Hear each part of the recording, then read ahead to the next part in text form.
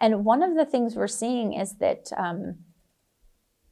for this generation Alpha that was born around the year 2010 and on, these are the kids that have grown up where their parents sometimes have, rather than parenting physically, they've kind of given the parenting role to the iPad, given the parenting role to the video game, to YouTube, to television.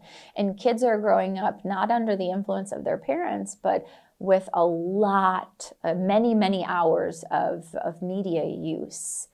And the question is, well, why are parents doing that? And one of the reasons, there's two different reasons. One is kind of this systemic abandonment of children, meaning that the parents are so consumed with their lives, with their problems, with their careers, with their own smartphones, that they're taking lots of time for themselves and they're not leaving enough room to actually parent their children.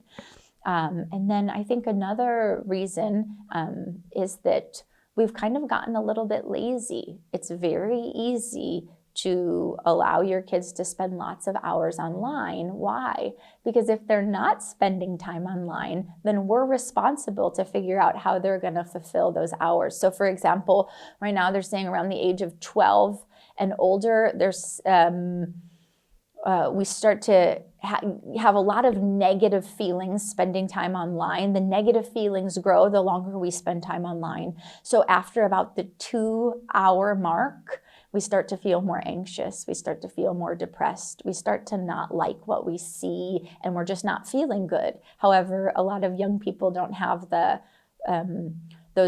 ability to resist temptation to realize, okay, my 2 hours are up, I'm going to put this down, so they stay on. But if they were to get off at the 2-hour mark, the question is, okay, well, they still have 14 hours of waking hours of the day. What are they going to do with that time? And that's a great question for summer hours particularly. We as parents have to be prepared to figure out other ways that young people are going to spend their time and that they're going to get developed in other ways other than just watching things on their phone or scrolling through things. So we want to provide a lot of diverse experiences for the youngest generation, because that's how they learn and that's how they figure out their identity and who they are and who God's created them to be.